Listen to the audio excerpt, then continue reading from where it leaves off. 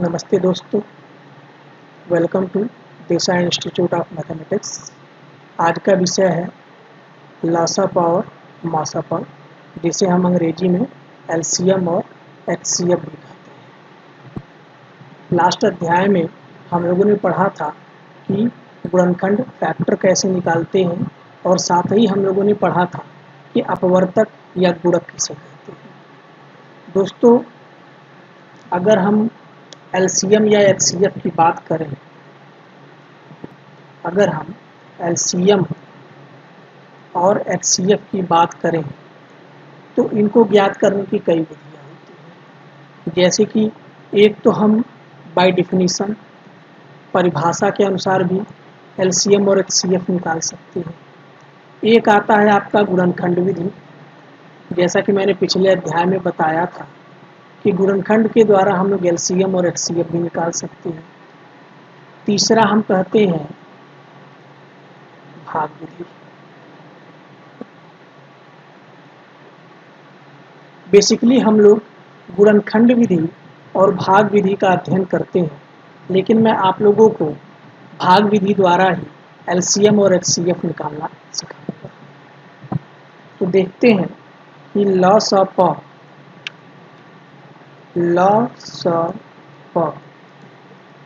कैसे निकाल सकते हैं भाग विधि द्वारा।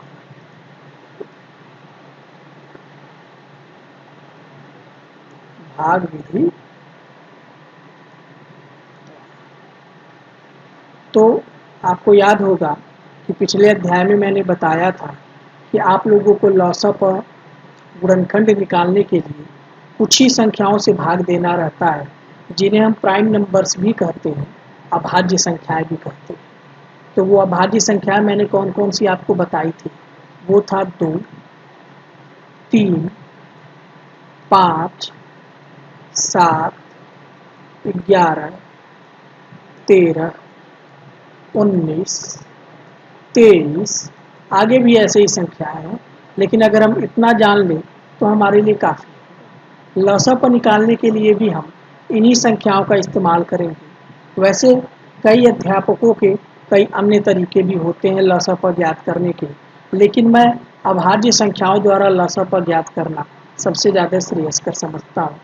तो हम समझते हैं कि अभाज्य संख्याओं द्वारा आप लॉसअप कैसे निकालेंगे। तो उसके लिए मैं सबसे छोटा एग्जाम्पल लेता हूँ। जैसे कि 4 और 6 का लॉसअप निकालना हो तो आप कैसे निकालोगे? तो सबसे पहले आपको गुणनखंड निकालने में भी मैंने समझाया था कि आप सबसे पहले किससे चेक करोगे? 2 से चेक करोगे। तो यहाँ भी आपको सबसे पहले किससे चेक करना है? 2 से चेक करना है कि क्या यह 2 से कटता है या नहीं। तो आप यहाँ देखते हैं 4 भी 2 से कट रहा है और 6 भी 2 से कट रहा है। तो हम यहाँ काट देते हैं। 2 से 4 कटेगा 2 बार में और वहीं 6 कटेगा 3। फिर हम देखते हैं क्या इसमें कोई और संख्या है जो 2 से कट रही है। तो आप देखते हो हाँ 2 कट रही है, लेकिन आप यहाँ देखते हो कि 2 से 3 नहीं कट रहा है।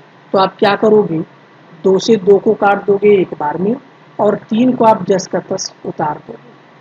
ठीक है, फिर हम आगे बढ़ते हैं और फिर से देखते हैं कि क्या इन दोनों में कोई 2 से कट रहा है। तो आप यहाँ पाते हो कि ये 1 है। 1 तो आपका हमेशा अंतिम रहता है, तो इसको ये तो 2 से कटना नहीं है। और आपका जो 3 है यह भी 2 से नहीं कट रहा है। तो आप 2 के बाद किस संख्या से चेक करोगे? वो है आपका 3। तो 3 से आप देखिए ये कट रहा है 1 कामा 1 कट गया। तो जैसा कि गुणनखंड में भी मैंने बताया था आपको कि जब अंतिम में आपका 1 आ जाए तो आप वहीं पर आप अपना आंसर छोड़ देते हो, आपका सलूशन हो जाता है, खत्म हो जाता है। तो इसका आपका लॉसअप कितना आया? वो आया आपका 2 गुणे 2 गुणे 3, 2 दूनी 4 तिहाई 12। दोस्तों, मैं यहाँ एक और बात बताना चाहूँगा कि लॉसअप का पूरा नाम होता है लघुत्तम समापवर्ती। लघुत्तम समापवर्ती, ये इसका पूरा नाम होता है। लघुत्तम मतलब यहाँ होता है छोटा से छोटा। तो ये जो 12 हमें आंसर मिलता है, ये छोटी से छोटी वो संख्या होती है जो 4 से भी विभाजित होती है और 6 से भी कटती है। मतलब कि आप 12 से छोटी कोई ऐसी संख्या नहीं प्राप्त कर सकते जो 4 और 6 दोनों से ही विभाजित होती हो। एक और उदाहरण पर हम जान लेते हैं। तो जैसे देखते हैं, आपका 10 ले लेते हैं और 12 ले लेते हैं। थोड़ा सा बड़ा उदाहरण लेते हैं। तो फिर से आप वही काम करिएगा कि आप सबसे पहले किससे काटेंगे? 2 से। 2 से 10 कट रहा है, हाँ, और 12 भी कट रहा है, हाँ। फिर देखते हैं 2 से कोई कट रहा है, जी हाँ। 5 तो कटने वाला नहीं, तो उसको जस का तस आप ऐसे उतार देंगे और 6 कटता है 3 बार। अब फिर देखेंगे क्या इसमें कोई 2 से कट रहा है? तो नहीं, कोई नहीं कट रहा है। फिर आप देखिए क्या उसमें कोई 3 से कट रहा है? 2 के बाद हम 3 से चेक करते हैं, तो आपको दिख रहा है कि 3 से 3 कट रहा है। तो 3 से 3 को आप काट दीजिए। कितनी बार में कटेगा? एक बार में। अब 3 के बाद आप किससे चेक करेंगे? 5 से चेक करेंगे। तो 5 से 5 कितनी बार में कट गया? एक बार में कट गया। और आपका यहाँ हो गया लसा प, और वो आपका आ गया 2 गुणे 2 गुणे 3 गुणे 5, 2 दूनी 4 3 12 बचे 60। इसके उत्तर की जांच यही है कि ये जो 60 है, ये छोटी से छोटी वो संख्या है जो 10 से भी कटेगी और 12 से भी कटेगी। जैसा कि हम देख रहे हैं 10 छक्के 60 और 12 पचे 60। इससे छोटी आप कोई संख्या नहीं निकाल सकते जो 10 से भी कट रही हो और 12 से भी कट रही हो। ठीक है, तो एक और उदाहरण देखते हैं। थोड़ा सा मैं विचित्र उदाहरण दूंगा। जैसे कि मैं ले लिया आपके लिए 9 और 45। ठीक है, चलिए इसे थोड़ा और बड़ा करते हैं। मैं यहाँ पर एक और संख्या ले लेता हूँ, और वो मैं ले लेता हूँ आपका 25। क्योंकि लौसा पर सिर्फ आपकी 2 संख्याओं का नहीं होता है, 3 संख्याओं का भी हो सकता है, 4 संख्याओं का भी हो सकता है, 5 संख्याओं का भी हो सकता है। अमूमन 7-8 संख्याओं का भी लसापा हो सकता है, लेकिन हम लोग मैक्सिमम 3 संख्याओं तक पढ़ते हैं, वो हमारे लिए काफ़ी होता है। तो चेक करते हैं कि इसका लसापा कैसे निकलेगा। तो फिर से मेरा वही क्वेश्चन रहेगा, क्या आप देखते हैं इन तीनों में से कोई ऐसी संख्या है जो 2 से कट रही है? कोई नहीं है, क्योंकि 2 से कटने का नियम क्या होता है कि आपके अंतिम में 0 आना चाहिए, 2 आना चाहिए, 4 आना चाहिए, 6 आना चाहिए और 8 आना चाहिए। अगर किसी भी संख्या के अंतिम में, मतलब कि इकाई का अंक, अगर 0 है, 2 है, 4 है, 6 है, 8 है, तभी वो 2 से कटेगा, अन्यथा नहीं कटेगा। आप यहाँ देख रहे हो किसी के भी अंत में 0 नहीं है। इसके तो इकाई की जगह पे 9 है, इसके इकाई की जगह पे 5 है, इसके इकाई की जगह पे भी 5 है। तो ये तीनों के तीनों 2 से नहीं कटने वाले। तो अब 2 से नहीं कटेंगे तो आप किससे चेक करोगे? आप चेक करोगे 3 से।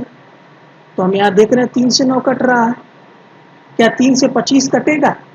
तो आप टेबल पढ़िए, 3 अठे 24, 3 नवा 27, 25 का नंबर ही नहीं आया, 3 से ये भी नहीं कटेगा। लेकिन क्या यह 45 3 से कट रहा है?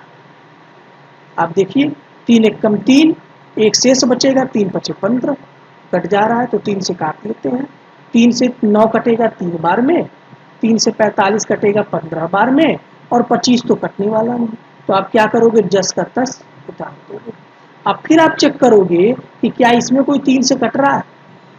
हाँ, 3 से 3 कट रहा है, 15 कट रहा है, लेकिन 25 नहीं कटेगा।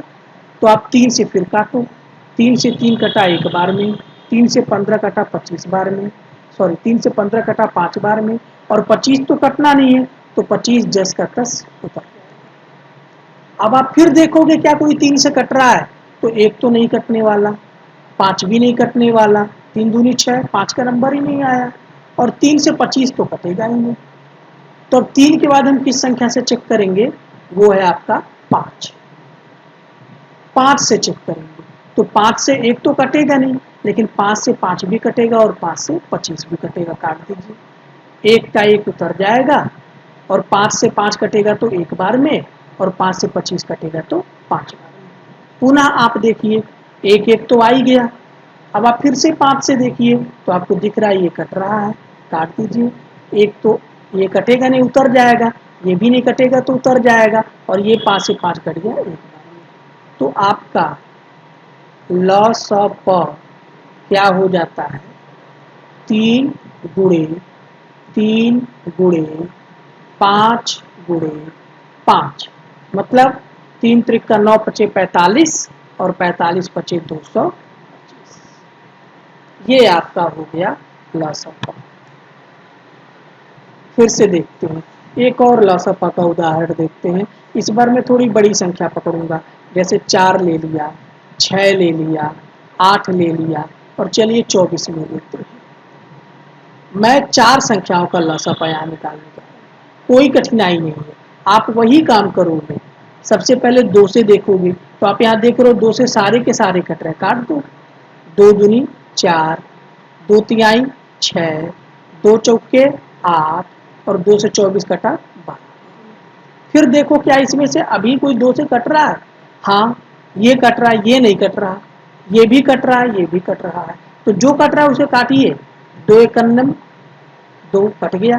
3 तो कटना नहीं है, इसको वैसे ही उतार दीजिए। 2 से 4 कटा 2 बार में और 2 से 12 कटा 6 बार में। फिर आप देखिए अभी भी 2 से कट रहा है, एक तो कटेगा नहीं, जस का तस उतर जाएगा। 3 भी नहीं कटेगा। 2 यहाँ कट रहा है कितनी बार में? 1 बार में। 6 कट रहा है कितनी बार में? 3 बार में। अब आप फिर देखिए क्या कोई 2 से कट रहा है? तो आपका जवाब होगा नहीं, कोई 2 से नहीं कट रहा, ना 1 कट रहा है, ना 3 कट रहा है, कोई नहीं कट रहा। तो आप फिर किससे चेक करोगे? 2 के बाद क्या चेक करोगे? 3 से। तो 3 से कट रहा है, ये तो कटेगा नहीं, वैसे उतर जाएगा। ये कट रहा है 1 बार में, ये ऐसे ही उतर जाएगा, ये भी कट रहा है 1 बार में। आपके अंतिम में सारे के सारे 1 आ गए, आपका लसापा हो गया खत्म। और अब आपका लसापा आया,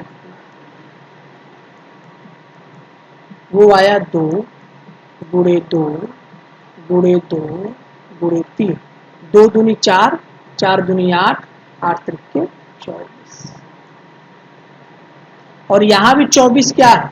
24 वह छोटी से छोटी संख्या है जो 4 से कटेगी, 6 से कटेगी, 8 से कटेगी और 24 से कटेगी।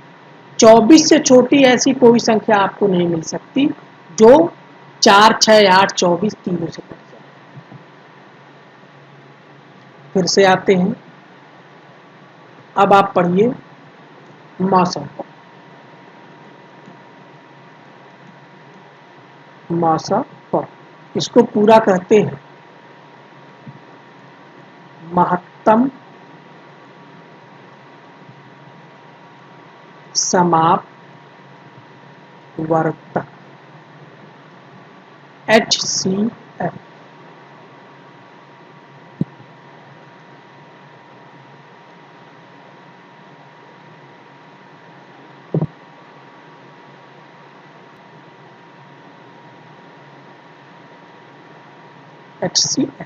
HCF का मतलब क्या हुआ? Highest common factor. तो महत्तम समापवर्तक क्या है? महत्तम मतलब होता है बड़ी से बड़ी, बड़ी से बड़ी। तो महत्तम समापवर्तक क्या हुआ?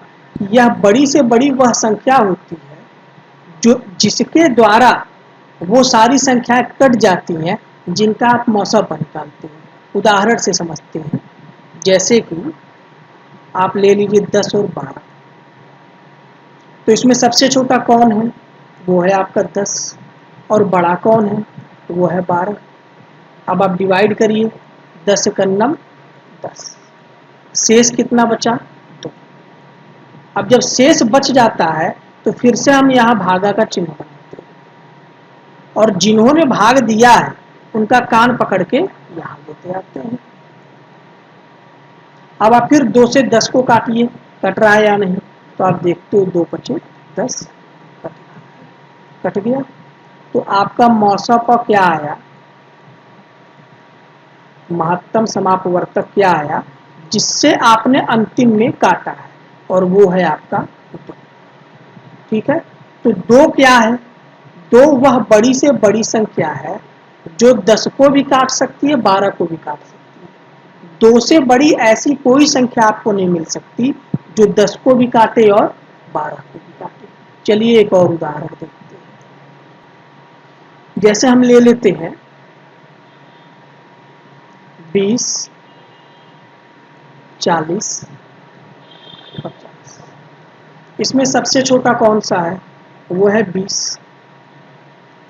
फिर उससे बड़ा कौन सा है? 40 भी है और 50 भी है। तो आप अपनी इच्छा अनुसार आपको जो मन करे वो ले लीजिए। जैसे कि मान लीजिए मैं 40 ले लेता हूँ, 20 और 40। तो मैं इसमें करूँगा क्या कि पहले मैं 20-40 का मासापा निकालूंगा और फिर जो बचता है, जो मासापा आता है, उसका और 50 का मासापा निकालूंगा। तो 20-40 का अगर हम मासापा निकाले तो आपको मालूम होगा कि 20 दूनी 40, ये आपका यही कट गया। तो 20-40 का मासापा कितना आया? वो हुआ 20। तो अब आप क्या करोगे? 20 और 50 का मासापा निकालोगे। 20 दूनी 40, शेष बचा 10। और अब 10 से काटो 20 को। भाई जिसने भाग दिया उसी का काट पकड़ के ले आते हैं। 10 दूनी 20। तो आपका मासापा कितना निकला? वो आया आपका 10। और 10 क्या है? 10 वह बड़ी से बड़ी संख्या है जो 20 को भी काट सकती है, 40 को भी काट सकती है, 50 को भी काट सकती है। 10 से बड़ी आप ऐसी कोई संख्या नहीं प्राप्त करोगे जो 20 को भी काटे, 40 को भी काटे और 50 को भी काटे।